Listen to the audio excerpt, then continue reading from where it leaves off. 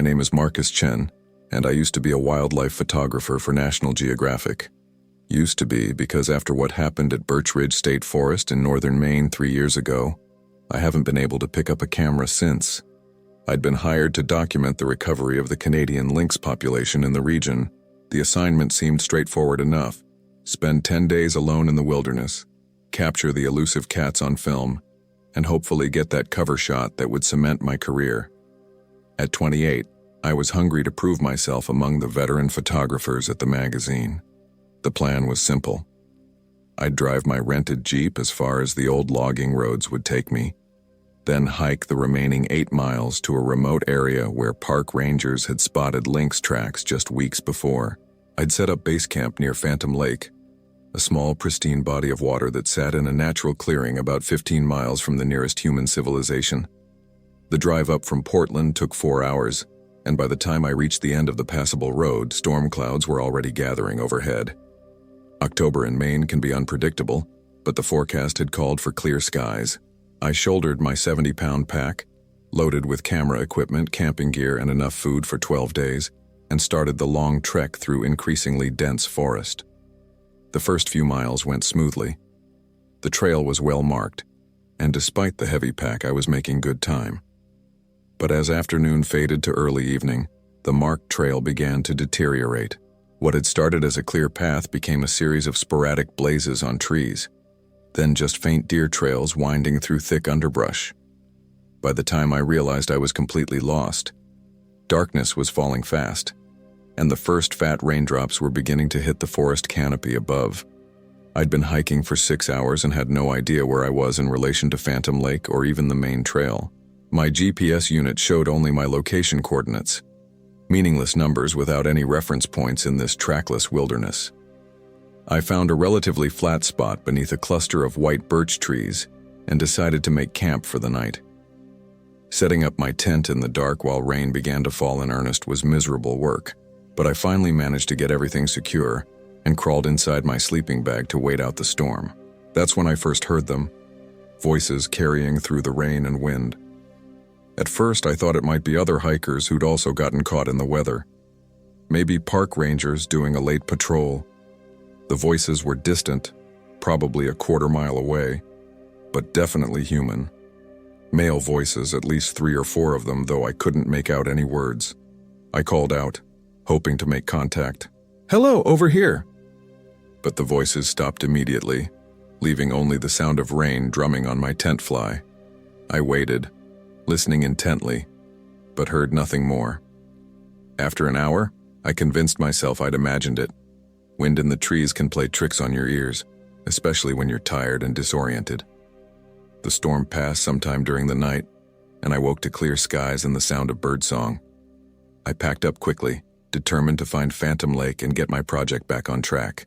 Using my compass, I headed what I hoped was northwest, following a small stream that I figured might eventually lead to the lake. After 2 hours of difficult hiking through thick forest, I emerged into a large clearing and saw something that made my blood run cold. In the center of the clearing stood what looked like a military-style camp. 4 olive-green tents arranged in a precise square, a central fire pit with benches made from cut logs, and clothes hanging on a line stretched between 2 trees. But it was the smell that hit me first, a sickly sweet odor of decay mixed with wood smoke that made my stomach turn. And then I saw what was hanging from the clothesline alongside the shirts and pants. Animal pelts. Dozens of them. But as I got closer, my photographer's eye for detail kicked in, and I realized these weren't the pelts of deer or moose. The proportions were wrong. The hands, yes, hands, were still attached to some of the pelts, with long, pale fingers that looked disturbingly human. I'm a rational person. I've traveled the world, seen some dark things through my camera lens, but standing in that clearing, looking at what I can only describe as human skins hanging like laundry, my mind simply refused to process what I was seeing. That's when I heard the voices again, much closer this time. "Told you I smelled something last night," one voice said, male with a thick down east accent. "Knew we had company. Should have checked the perimeter," another voice replied. This one higher, almost sing-song in its cadence. Daddy don't like surprises. I turned to run, but there they were. 4 men emerging from the tree line on the far side of the clearing. They moved with the coordinated precision of a pack, spreading out to cut off any escape route. The one who seemed to be their leader was a massive man, easily 6'5", with long gray hair and a beard that hung to his chest. His clothes were military surplus, camouflage pants, combat boots, a tactical vest over a stained white t-shirt, but it was his eyes that paralyzed me with fear, completely colorless like looking into a winter sky. "Well, well," he said, his voice carrying easily across the clearing. "What have we got here? Little city boy with a camera comes poking around where he don't belong." The other 3 men were circling closer. One was younger, maybe early 20s, with the same pale eyes and thin, sharp features as the leader. Father and son, I realized. The other 2 looked like brothers. Stocky, dark-haired men with matching facial scars and identical cruel smiles. "Please," I managed to say, surprised that my voice worked at all. "I'm just a photographer. I'm lost. I'll leave right now, and I won't tell anyone about this." The leader threw back his head and laughed, a sound like breaking glass. "Oh, you won't tell anyone? Well, that's mighty considerate of you, city boy. But you see, we got what you might call a privacy policy up here." He gestured toward the clothesline, where those horrible pelts swayed gently in the breeze. "These here are folks who promised the same thing. Said they wouldn't tell nobody about old Ezra Carver and his boys. But promises are cheap, ain't they?" That's when I noticed the rifle in his hands. Not pointed at me, but held casually across his body like he was out for a casual hunt. The other men were armed too, knives mostly, but the younger man had what looked like a military-issue sidearm holstered on his belt. "The thing about folks from the city," Ezra continued, moving closer with each word, "is they don't understand the way things work out here. They think they can just wander through our woods taking pictures, disturbing the natural order of things." "Your woods?" I asked, trying to keep them talking while my mind raced for any possible escape. "Been Carver land for 5 generations, the son said, pride evident in his voice. "Government might say it's a state forest, but we know better. We take care of trespassers the old way." The old way. I looked again at those pelts hanging on the line and felt bile rise in my throat. These weren't just killers. They were something far worse. "Now," Ezra said, raising the rifle to his shoulder, "you got 2 choices, photographer man. You can run, and we'll hunt you down like the animal you are. Make it last a few hours, give us some sport. Or you can stand still and we'll make it quick and clean." I ran. Crashing through the forest with 60 pounds of equipment on my back, I could hear them behind me, not running but moving with the patient determination of predators who know their prey can't escape. They were calling to each other, coordinating, driving me like hunters driving deer toward waiting guns. Branches tore at my face and clothes. I stumbled over roots and rocks, fell hard twice, but kept going.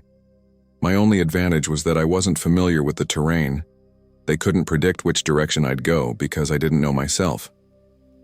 After what felt like hours, but was probably only 20 minutes, I found myself at the edge of a steep ravine. 30 feet below, a stream rushed over moss-covered rocks. Behind me, I could hear them getting closer, their voices echoing through the trees. "Getting tired, city boy?" Ezra called out.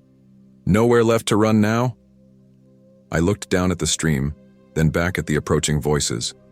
The water looked deep enough, and there was no other choice. I jumped. The impact drove all the air from my lungs and sent shooting pains through my left shoulder, but I managed to surface and let the current carry me downstream. Above, I could hear shouting and cursing, but the ravine walls were too steep for them to follow immediately. The stream carried me almost a mile before I was able to drag myself onto a small gravel bar. My camera equipment was ruined.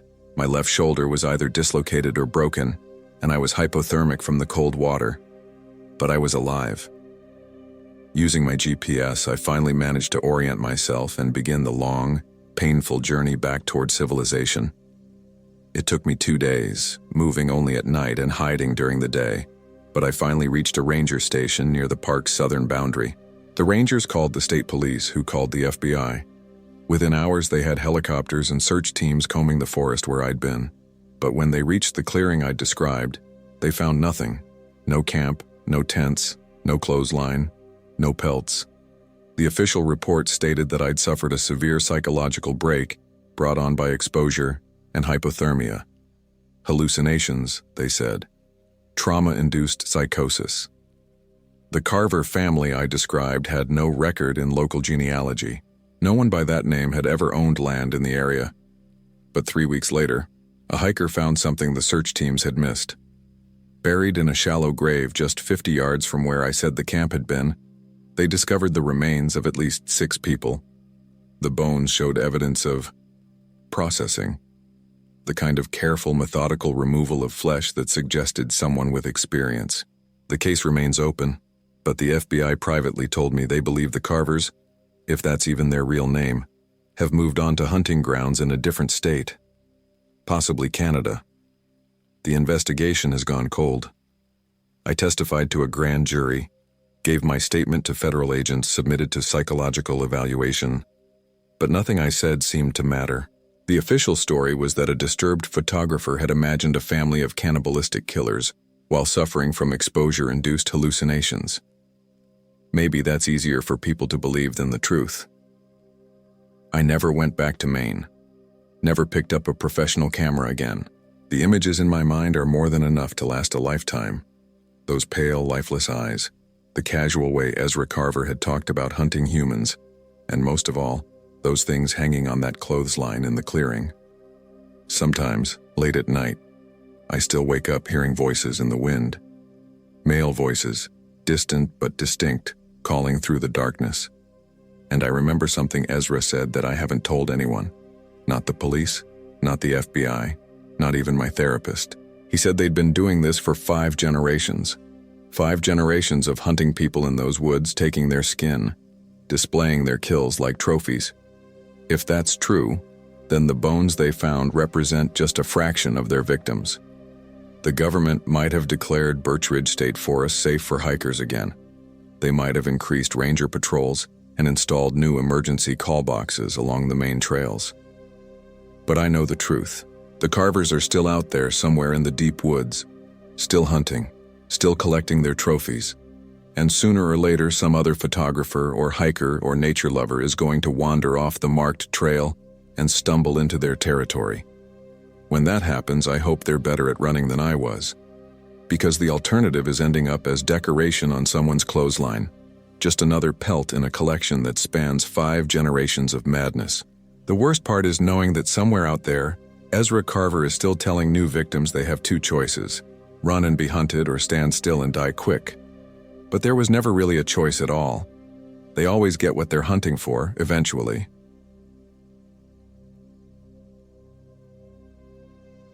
My name is Sarah Martinez, and for 8 years I worked as a hydrologist for the United States Geological Survey. My job took me to some of the most remote waterways in the Pacific Northwest, collecting data on water quality, flow rates, and ecosystem health. It was solitary work that I loved, just me, my equipment, and miles of untouched wilderness. But there's one survey I did in the summer of 2018 that I've never been able to forget, no matter how hard I've tried. It happened at a place called Blackwater Creek, deep in the Cascade National Forest in Washington State, about 40 miles northeast of Mount Rainier. The assignment seemed routine enough. Recent satellite imagery had detected unusual color changes in the creek's water, a reddish-brown discoloration that could indicate mineral runoff, algae blooms, or contamination from old mining operations. My job was to hike in, collect water samples at 6-mile intervals along the creek's 12-mile length, and determine what was causing the discoloration. I drove my government-issued Toyota Tacoma as far as Forest Road 4832 would take me, then loaded my pack with testing equipment, sample containers, and enough supplies for 3 days in the field. The plan was simple. Follow Blackwater Creek from its source high in the mountains down to where it joined the Twisp River, collecting samples and GPS coordinates along the way. The first day went exactly as expected. The creek's source was a pristine alpine lake surrounded by granite peaks and old-growth fir trees. The water there was crystal clear. Whatever was causing the discoloration was happening downstream. I hiked down the creek bed, stopping every few miles to collect samples and photograph the changing terrain. By evening, I had reached my planned first campsite about 6 miles from the source. I set up my tent on a small gravel bar beside the creek, filtered some water for dinner, and settled in for the night. The water here had developed a slight reddish tinge, but nothing dramatic. Probably iron oxide from mineral deposits upstream. That's when I noticed the smell. At first, I thought it might be a dead animal somewhere upstream. Creek beds are natural collection points for carcasses that wash down during high water. But this smell was different, sweet and cloying, like meat that had been left in the sun too long. And it was getting stronger as darkness fell. I put on my headlamp and walked upstream about 50 yards following my nose. The smell led me to a small tributary that fed into Blackwater Creek from the north. The water flowing from this side channel was noticeably redder than the main creek, and the stench was overwhelming. I collected a sample from the tributary, sealed it carefully, and made detailed notes in my field journal. Whatever was causing the discoloration was coming from this northern drainage. In the morning, I'd follow it upstream and find the source. But that night, I couldn't sleep. The smell seemed to intensify in the still air, and I kept hearing sounds from up the tributary, splashing like something large moving through the shallow water. Several times I thought I heard voices, but when I called out, the forest fell silent. At dawn, I packed up quickly and started following the tributary upstream. The going was rough. No established trail, just game paths winding through thick underbrush and deadfall. But the water got redder with every mile, and the smell got worse. After 2 hours of difficult hiking, I emerged into a circular clearing about the size of a football field. In the center was a small pond fed by a natural spring, and the water was the color of rust mixed with blood.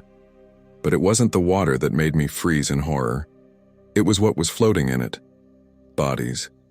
At least a dozen human bodies in various states of decomposition, floating face down in the reddish water. Some looked fresh, maybe days old. Others were so badly decomposed that only bones and scraps of clothing remained. I stumbled backward, my hands shaking as I tried to process what I was seeing. This wasn't some natural phenomenon. This was a body dump. Someone had been using this remote pond as their personal morgue for God knows how long. That's when I heard the voices again, much closer this time. "Told you I heard someone poking around down there," a man's voice said from somewhere beyond the tree line. "Should have checked sooner."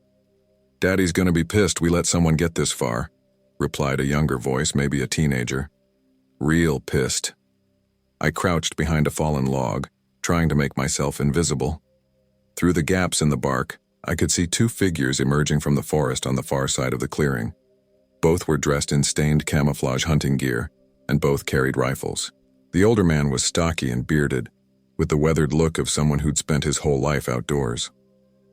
The younger one, his son, based on the similar facial features, was tall and thin, with nervous energy that made him constantly fidget with his weapon. "Check the perimeter," the father ordered. "Make sure there's nobody else." As the son disappeared back into the trees, the father walked to the edge of the pond and started counting the floating bodies like a rancher counting cattle. 18, 19, 20, he muttered to himself.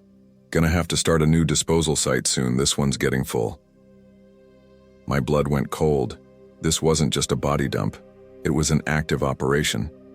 These people were killers, and they'd been using this isolated spot to get rid of their victims for what looked like years. I tried to move deeper into the cover of the fallen log, but my elbow knocked against my water sampling kit, sending a metal container rolling across the rocky ground with a loud clatter. The father's head snapped up immediately. "Jake," he shouted, "got movement in the southeast corner." I ran. Crashing through the forest with 30 pounds of equipment on my back, I could hear them behind me. Not just the 2 I'd seen, but others. More voices calling back and forth, coordinating, surrounding me. How many were there? How long had they been operating in these woods?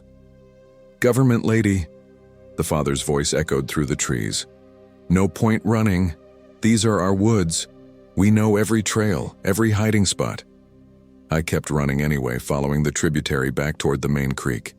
If I could reach Blackwater Creek, I could follow it downstream to the Twisp River. then to a road, then to help, but the forest seemed to close in around me with every step. Branches grabbing at my pack, roots trying to trip me. A gunshot cracked through the air behind me, then another. Whether they were shooting at me or just trying to scare me, I couldn't tell. But the message was clear. They had no intention of letting me leave these woods alive. I reached Blackwater Creek and started running downstream, splashing through the shallow water. It was easier going than fighting through the underbrush, but I was completely exposed. If they had a clear line of sight, I'd be an easy target. Another gunshot, much closer this time. I felt something tug at my pack and realized they weren't just trying to scare me. They were actually shooting to kill. The creek bed curved sharply to the left, giving me momentary cover. I scrambled up the bank and dove into a thick patch of ferns, trying to catch my breath and think. I had maybe a 2-minute head start before they rounded that curve. Not enough time to outrun them, but maybe enough to hide. I shrugged out of my pack and grabbed only the essentials: my GPS unit, my satellite phone, and my first aid kit. The pack, with all my expensive sampling equipment, I shoved deep into the ferns and covered with debris. The satellite phone had barely any signal, but I managed to get through to the USGS emergency line. "This is Sarah Martinez, hydrologist, employee ID 4471, I whispered into the phone. "I'm at coordinates." I read off my GPS location. "Multiple armed hostiles in pursuit. Send help immediately. There's a mass grave at..." The line went dead. Either the signal had failed or the battery had died. I couldn't tell which, but I could hear voices getting closer. I crawled deeper into the ferns and waited. Within minutes, they were at the creek bend. Not just 2 men now, but 4. The father and son I'd seen before, plus 2 others. All armed, all scanning the forest with the methodical precision of experienced hunters. "She came this way," the father said, pointing at my footprints in the muddy creek bank. "Can't be far."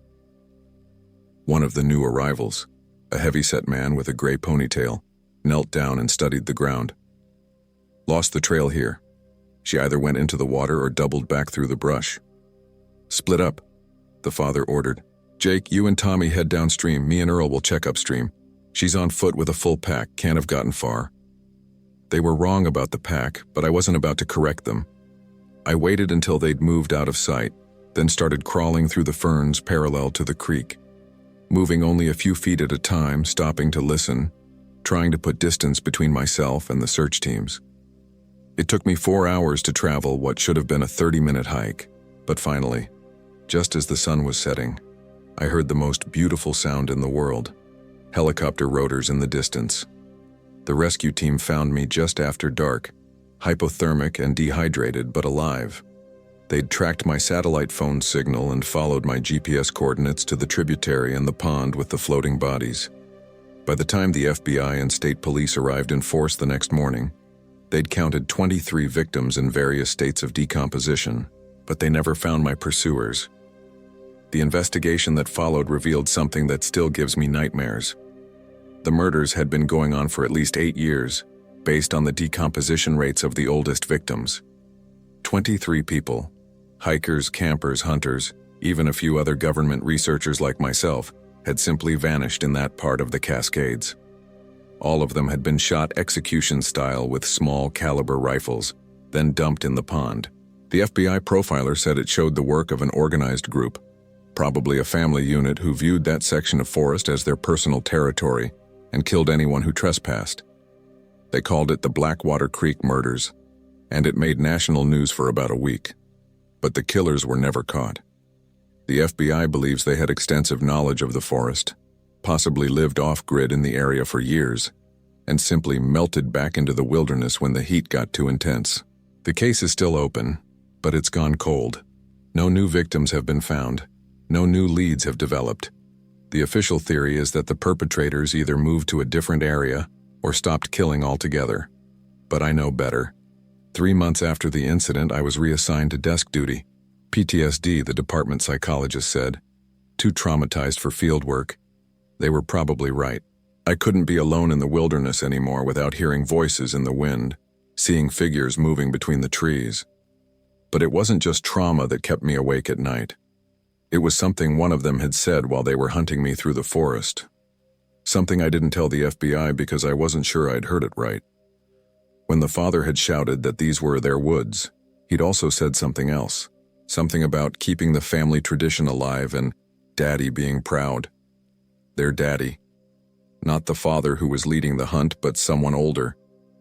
Someone who'd taught them that killing trespassers was not just acceptable, but necessary. Someone who might still be out there, training the next generation. The Blackwater Creek case file sits in an FBI office in Seattle, officially unsolved. But I know those killers didn't just disappear. They're still out there somewhere in the deep woods, still protecting what they see as their territory, still adding to their collection of victims. And sometime soon, another researcher or hiker or hunter is going to wander into the wrong watershed, follow the wrong creek upstream, and discover that some parts of the American wilderness are still claimed by people who follow their own laws. When that happens, I just hope they're better at running than I was, because in those woods, there are no second chances. There are only predators and prey, and the predators have been perfecting their craft for generations. The water samples I collected from Blackwater Creek tested positive for human decomposition byproducts, iron oxide from hemoglobin breakdown. That's what was causing the discoloration. 23 people slowly dissolving into the ecosystem, their blood mixing with the mountain runoff. But the creek runs clear now. The FBI pumped out the pond, removed all the remains, and installed monitoring equipment to detect any new contamination. They say the water is safe to drink again. I'll never be convinced. Because somewhere upstream, in tributaries that haven't been mapped yet, there are probably other ponds, other disposal sites, other places where the water runs red with the evidence of crimes that will never be solved. The American wilderness is vast and unforgiving, and sometimes the most dangerous predators aren't the ones with claws and fangs. Sometimes they're the ones with rifles and the absolute conviction that they're protecting what's theirs.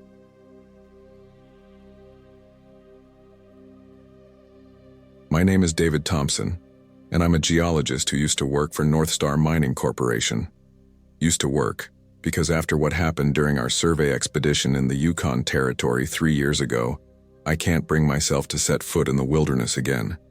In the fall of 2021, North Star sent a 4-person team to investigate potential copper deposits near Copper Mountain, about 200 miles northwest of Whitehorse.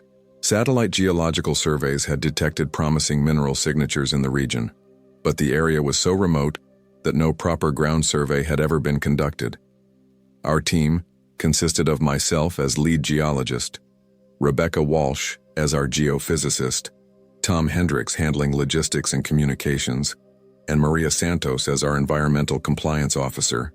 We were scheduled to spend 2 weeks in the field, taking core samples and conducting electromagnetic surveys to determine if a full mining operation would be viable. The plan was to fly into a small airstrip near Beaver Creek, then take snowmobiles and sleds about 60 miles north to our base camp. From there, we'd work in a grid pattern across the survey area, returning to camp each night. It was October, so we had to work fast before the really brutal weather set in.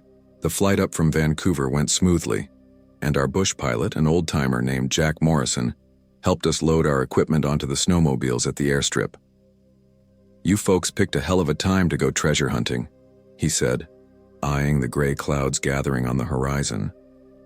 "Weather Service is calling for a big storm system moving in from Alaska in the next few days." Tom assured him we'd be fine. We had cold weather gear, emergency beacons, and enough supplies for 3 weeks if necessary. Jack just shook his head and said he'd monitor his radio for our daily check-ins.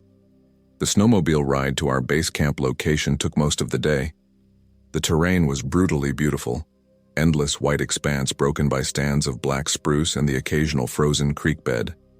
But by the time we set up our camp, the wind had picked up significantly, and snow was starting to fall in earnest. Our first 3 days went exactly according to plan. We established a grid pattern covering roughly 20 square kilometers, took dozens of core samples, and Rebecca's electromagnetic readings were showing exactly the kind of mineral concentrations that make mining executives salivate. The copper content in some of our samples was higher than anything I'd seen in 15 years of fieldwork. But on the 4th day, everything changed. I was working alone at a sample site about 2 kilometers from base camp when I noticed tracks in the snow. Not animal tracks, human tracks, and recent ones. Someone wearing snowshoes had been walking around our drilling site, examining our equipment, even taking what looked like photographs based on the neat semicircular patterns in the snow where someone had stood and pivoted. When I radioed back to camp, Tom said he'd seen similar tracks near our supply cache. Someone had been watching us, studying our operation. But who? We were supposed to be the only people within 100 miles.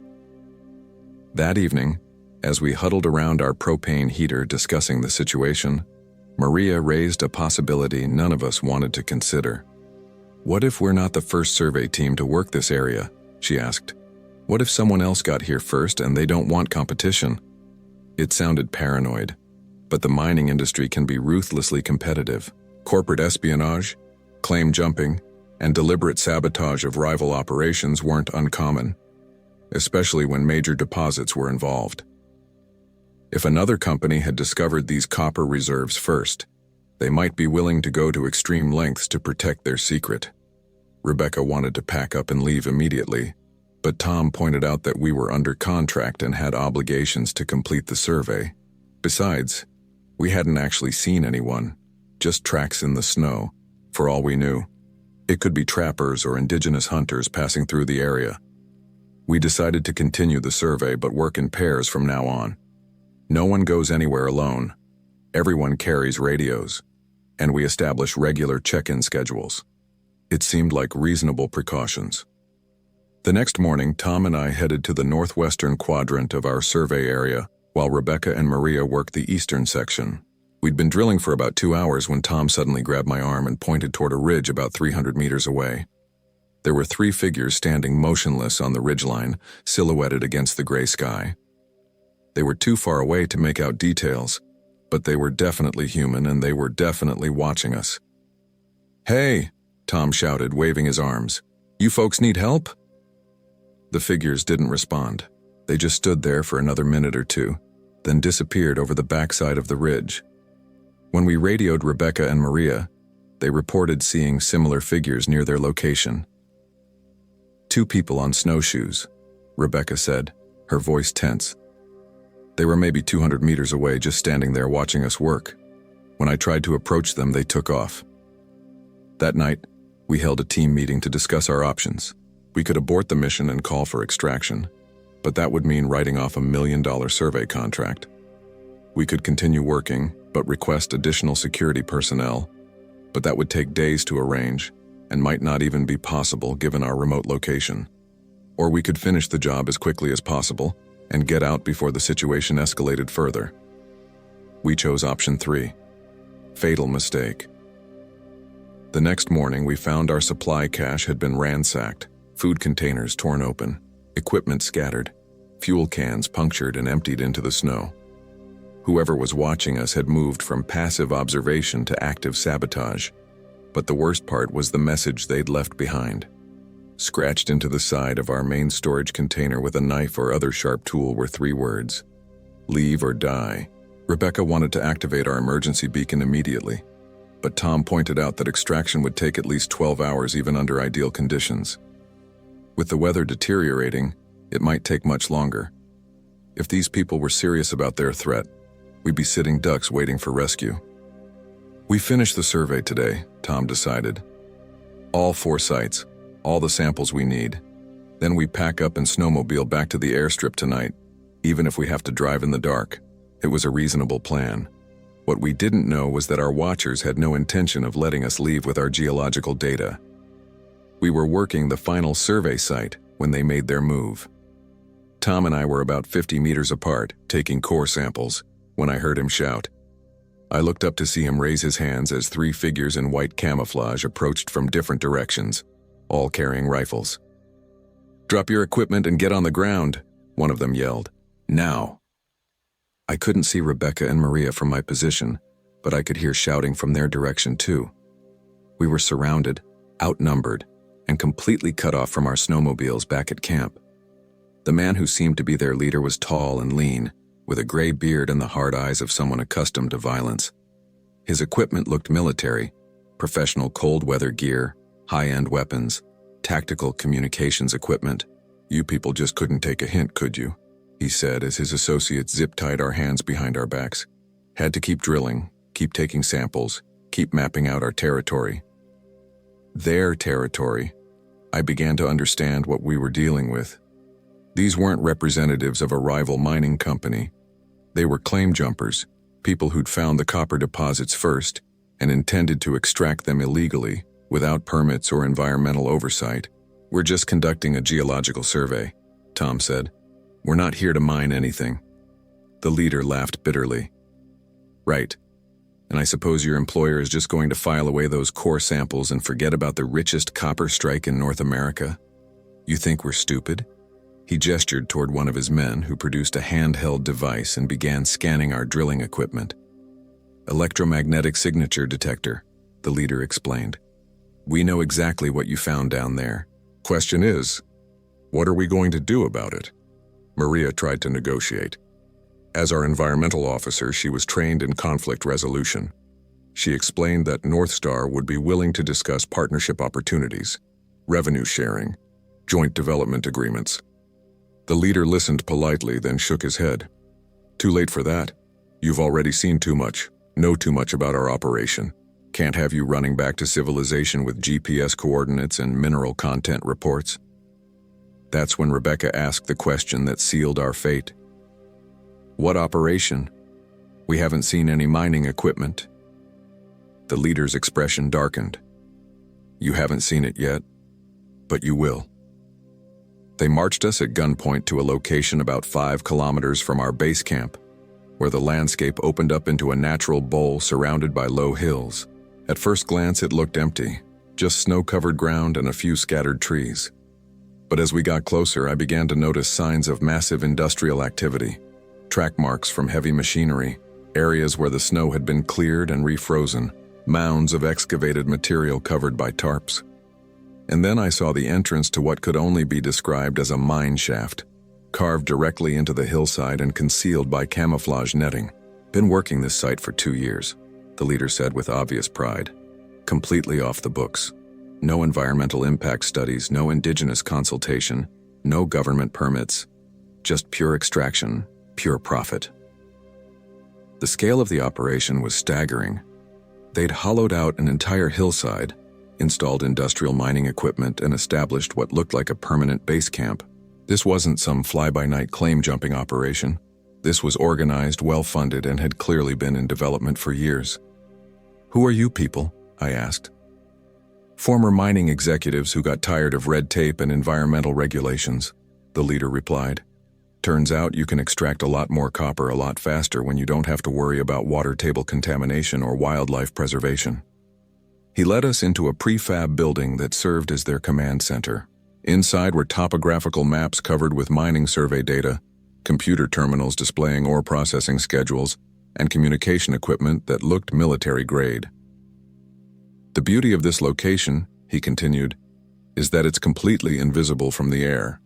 Satellite imagery shows nothing but wilderness. No roads, no structures, no signs of human activity. We fly everything in with helicopters during bad weather when aviation traffic is minimal. Tom asked how they'd managed to keep such a large operation secret, and the leader's answer chilled me to the bone.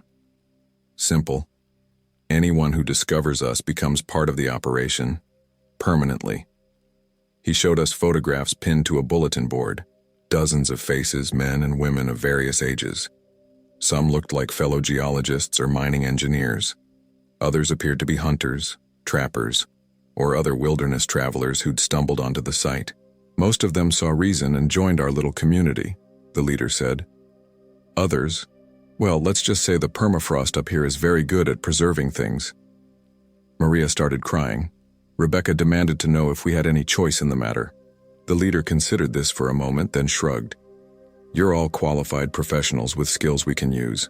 Work with us, help us expand the operation, and you'll share in the profits.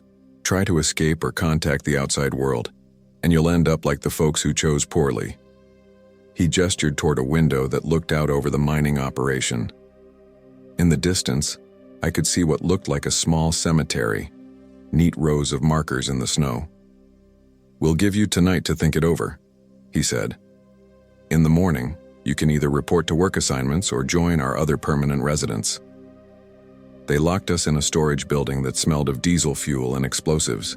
No heat, no light, just survival blankets and the growing certainty that we were going to die in this place. But Tom had been in the military before becoming a logistics coordinator, and he'd been studying the facility while they gave us their recruitment speech. The building we were in backed up against the main mine shaft, and he'd noticed that the wall behind the storage shelves looked newer than the rest of the structure. It took us 3 hours to quietly move supplies and dig through the thin plywood partition. On the other side was a maintenance tunnel that led directly into the mine shaft. From there, we could see light coming from what appeared to be the main entrance. We moved through the tunnel system slowly, trying to stay quiet and avoid the security patrols we could hear moving around the facility. The mine was larger than I'd imagined, a maze of tunnels and chambers where they'd been extracting copper ore for months. But it wasn't just mining equipment down there. In one chamber, we found barrels of what looked like toxic waste, the kind of contaminated runoff that proper mining operations spend millions to neutralize safely. They were just storing it in the permafrost, letting it leak into the groundwater system. In another chamber, we found personal belongings: backpacks, cameras, identification documents from people who'd chosen poorly. The scope of what these people had been doing was far beyond illegal mining. They were serial killers running an environmental disaster under the cover of a business operation. We reached the main entrance just as their night shift was changing. In the confusion, we managed to slip outside and make our way back toward our base camp and the snowmobiles. But the storm that had been threatening for days was finally hitting in full force, with wind so strong we could barely stand upright. Tom made the decision that probably saved our lives. Instead of trying to drive back to the airstrip in whiteout conditions, we activated our emergency beacon and found shelter in a snow cave to wait for rescue. The Canadian Rangers found us 18 hours later, hypothermic but alive. When we led them back to the mining site, they found the facility completely abandoned. Buildings empty, equipment gone, no trace of the illegal operation except for the mine shaft itself and that small cemetery in the snow. The RCMP investigation uncovered the remains of 37 people buried at the site. Some had been shot execution style.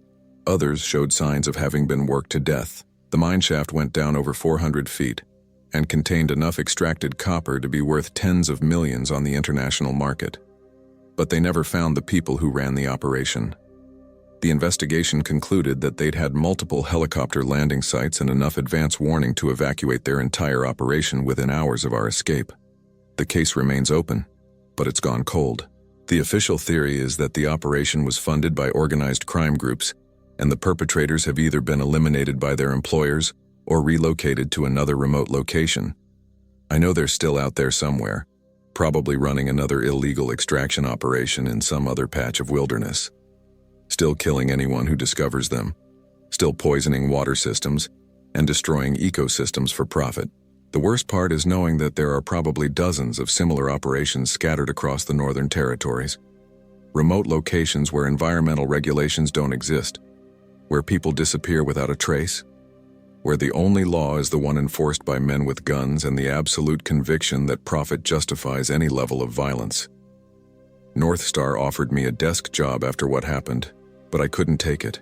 Every geological survey, every mining report, every mineral rights assessment felt like a potential death sentence for whoever would eventually go into the field to follow up on the data. I work in an office now, processing insurance claims. It's boring, safe work that doesn't require me to think about what might be hidden in remote valleys or abandoned mine shafts. But sometimes, late at night, I dream about that cemetery in the snow, 37 markers in neat rows, representing people whose only crime was being in the wrong place at the wrong time. And I wonder how many other remote locations in the Canadian wilderness contain similar graveyards, hidden beneath the snow and permafrost. The mining industry will tell you that modern extraction operations are clean, regulated, and environmentally responsible. They'll show you glossy brochures featuring happy workers and pristine landscapes. They won't tell you about the operations that exist off the books, in places too remote for oversight, run by people who view human life as just another disposable resource to be exploited and discarded. But those operations exist, and somewhere out there, another survey team is probably making the same mistake we did, assuming that empty wilderness means safety. that professional credentials provide protection, that civilization's rules apply everywhere. When they discover how wrong they are, I just hope they're better at running than we were.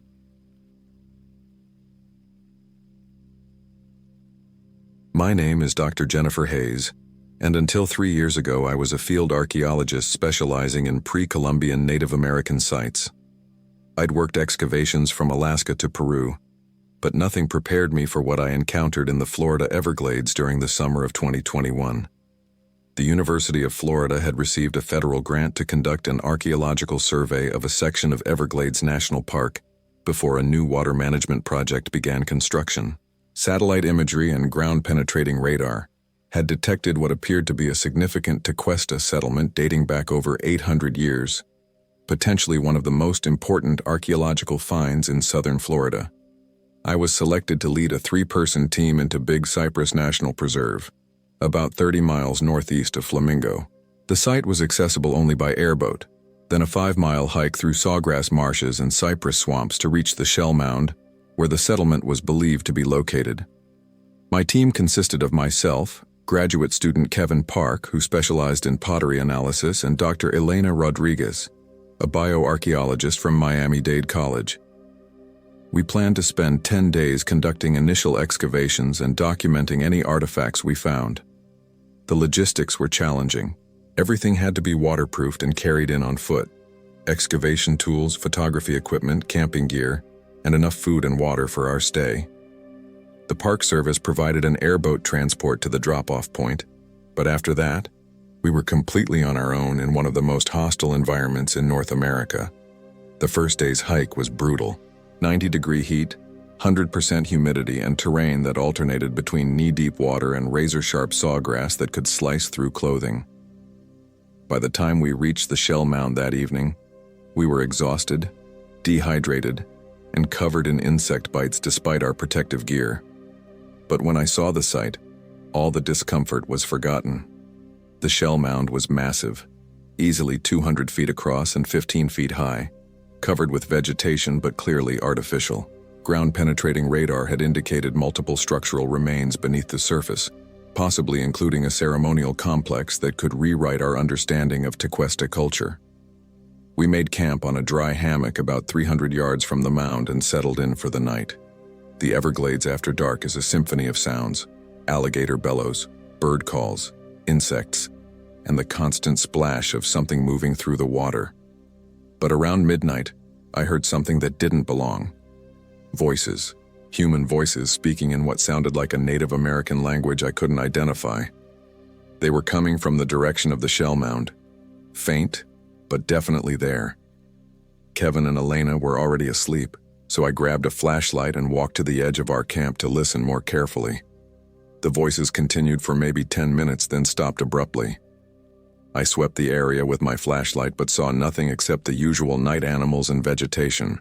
When I mentioned it to my team the next morning, they suggested it might have been park rangers conducting a night patrol, though we hadn't been told to expect any. The first day of excavation went exactly as planned. We established a grid system over the most promising section of the mound and began carefully removing layers of accumulated soil and vegetation. Within hours, we were finding pottery sherds, stone tools, and shell beads that confirmed this was indeed a major Tequesta settlement. But it was Kevin who made the discovery that changed everything. He was working in Grid Square C4, about halfway up the mound, when his trowel hit something that rang like metal. After carefully excavating around it, he uncovered what appeared to be a Spanish colonial helmet, badly corroded but unmistakably European in design. "This doesn't make sense," Elena said as we examined the artifact. "Spanish contact with the Tequesta was limited, and this is clearly deposited within the pre-Columbian stratigraphy. It should be impossible." But as we continued excavating around the helmet, we found more anachronistic artifacts: a steel knife blade, copper jewelry that showed European manufacturing techniques, and most disturbing of all, human remains that showed clear evidence of violent death. Skulls with holes that matched the diameter of Spanish musket balls. By the end of the second day, a disturbing picture was emerging. This wasn't just a Tequesta settlement, it was the site of a massacre.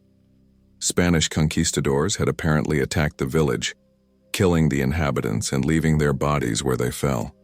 But according to all historical records, Spanish penetration this deep into the Everglades hadn't occurred until much later. That second night, the voices returned, but this time they were closer, and this time I woke Elena to listen with me.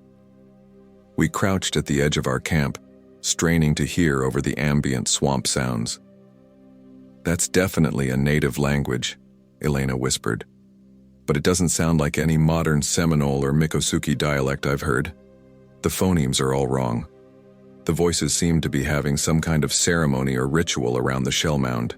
We could see flickering lights through the vegetation. Not electric lights, but something like torches or fires. Elena wanted to investigate, but I insisted we stay put until morning. When we reached the excavation site the next day, we found our work area had been disturbed. Not vandalized, disturbed with what looked like archaeological precision. Someone had continued our excavation during the night, expanding our grid squares and exposing more artifacts. But they'd done it using traditional tools and techniques that left no modern tool marks. Kevin found a complete Spanish sword buried in grid square D2. Elena uncovered the remains of what appeared to be a Spanish priest, still wearing fragments of his cassock. And I found something that should have been impossible, a Spanish document, written on bark paper in what looked like a mixture of Spanish and an indigenous language. The document was too fragile and water-damaged to read in the field, but I photographed every page before carefully wrapping it for transport. If authentic, it could represent the earliest recorded Spanish account of contact with the Tequesta people. But that night, as we sat around our camp stove discussing the implications of our finds, Elena raised a question that had been bothering me too. "Who's been continuing our excavation?" she asked. "And why? These aren't amateur treasure hunters. Whoever did this work knows proper archaeological techniques." Kevin suggested it might be members of the Seminole or Miccosukee tribes, conducting their own investigation of their ancestral lands. But Elena pointed out that the excavation techniques we'd observed looked more European than Native American in style. The fourth night, we got our answer. I was awakened by the sound of someone walking through our camp, not trying to be stealthy, just walking around examining our equipment and supplies. I grabbed my flashlight and unzipped my tent, expecting to confront park rangers or maybe tribal officials. Instead, I found myself face to face with a man in Spanish colonial military dress. Not a reenactor or historical interpreter. His clothing was genuinely old, stained with mud and what looked like blood, and his armor showed the wear of actual combat. His face was gaunt and pale, with eyes that reflected my flashlight beam like an animal's. "¿Quién sois vos?" he asked in archaic Spanish. "¿Qué hacéis en Tierras del Rey?" I speak enough Spanish to understand the basics. He was asking who we were and what we were doing in the King's lands. But his dialect was centuries out of date, and his presence was impossible to explain rationally. Before I could respond, Kevin's scream from inside his tent shattered the night air. I spun around to see multiple figures in Spanish colonial dress surrounding our camp. Soldiers, priests, what looked like colonial officials. All of them had that same gaunt, pale appearance and those disturbing reflective eyes. Elena came out of her tent and immediately started photographing with her phone's camera, but the images showed nothing, just empty swampland and our camping equipment. Whatever these figures were, they weren't registering on digital sensors. The lead figure, the one who'd spoken to me, gestured toward the shell mound and began speaking in rapid Spanish mixed with what sounded like Tequesta words. I caught fragments, something about completing the conquest, settling old accounts, and reclaiming what was lost. Elena grabbed my arm and whispered, "I think they want us to continue the excavation. They want us to uncover the complete massacre site." The figures began moving toward the shell mound, clearly expecting us to follow. Kevin was hyperventilating inside his tent, but Elena and I exchanged glances and made a decision that probably saved our lives. We followed them. The mound at night was transformed. Instead of the partially excavated archaeological site we'd been working during the day, it appeared as a complete Tequesta village. Palm-thatched houses, cooking fires, canoes drawn up on a sandy beach that no longer existed. and overlaying this ghostly village were Spanish soldiers moving through the settlement with weapons drawn. "We're seeing the massacre," Elena whispered.